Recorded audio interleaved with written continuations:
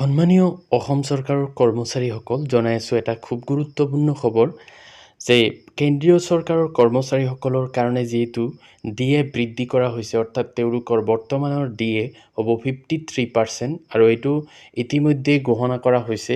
গতিকে অসম চৰকাৰৰ যিসকল কৰ্মচাৰী আছে তেওঁলোকেও হয়তো এইটো আশা পালি আছিলে যে তেওঁলোকৰ ডিএটো কেতিয়াৰ পৰা লাগু হ'ব, কেতিয়াৰ পৰা বৃদ্ধি পাব।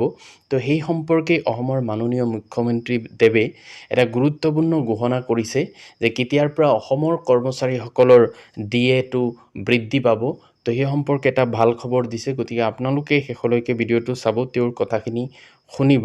লগতে MMLSAY অৰ্থাৎ মুখ্যমন্ত্ৰী লোক সেৱক আৰোগ্য যোজনা সম্পৰ্কীয় এটা গুৰুত্বপূৰ্ণ বাতৰি এইটোত আছে। আপোনালোকে শেষলৈকে ভিডিঅ'টো চাব। আৰু দীপাৱলীও সুন্দৰভাৱে পাৰ হৈ যাব তাক মই নিশ্চয় আশা কৰিম।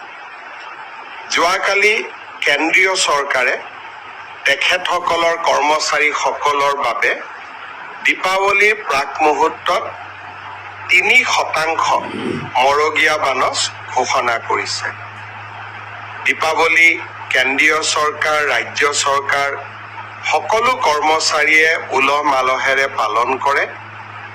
ৰাজ্য চৰকাৰেও অনতিপলমে ৰাজ্য চৰকাৰৰ কৰ্মচাৰীসকলৰ মৰগীয়া বানচ বৃদ্ধিৰ সম্পৰ্কত সিদ্ধান্ত ল'ব।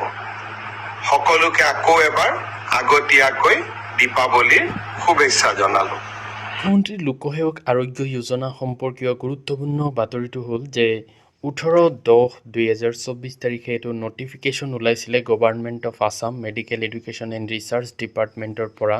তো তাতে লিখিছে যদি কোনোবা এজন অসম চৰকাৰৰ কৰ্মচাৰী বা পেঞ্চনাৰ যিসকল MMLSAYৰ অধীনত তেওঁলোকে যদি আগতে যিটো সময়সীমা আছিলে যে 90 দিনৰ ভিতৰত তেওঁলোকে ক্লেইম কৰিব লাগিব, তেতিয়া সেই পইচাখিনি পাব, ৰিইম্বাৰ্চমেণ্টখিনি। কিন্তু এতিয়াৰ পৰা সেই সময়খিনি বৃদ্ধি কৰা হৈছে। এতিয়া 180 দিনৰ ভিতৰত যদি এজন কৰ্মচাৰী বা পেঞ্চনাৰ বা তেওঁৰ ডিপেণ্ডেণ্ট যিসকল আছে তেওঁলোকৰ অধীনস্থ, সেই কৰ্মচাৰীজনৰ অধীনস্থ যিসকলৰ নাম ৰেজিষ্ট্ৰেশ্যন কৰা আছে, তেওঁলোকক হস্পিটেলৰ পৰা ডিচাৰ্জ কৰাৰ পিছত 180 দিনৰ ভিতৰত এইটো ক্লেইম কৰিব পাৰিব, যিটো আগতে 90 দিন আছিলে। তো এইটোৱে আছিলে মুখ্যমন্ত্ৰী লোকসেৱক আৰোগ্য যোজনা সম্পৰ্কীয় গুৰুত্বপূৰ্ণ খবৰ।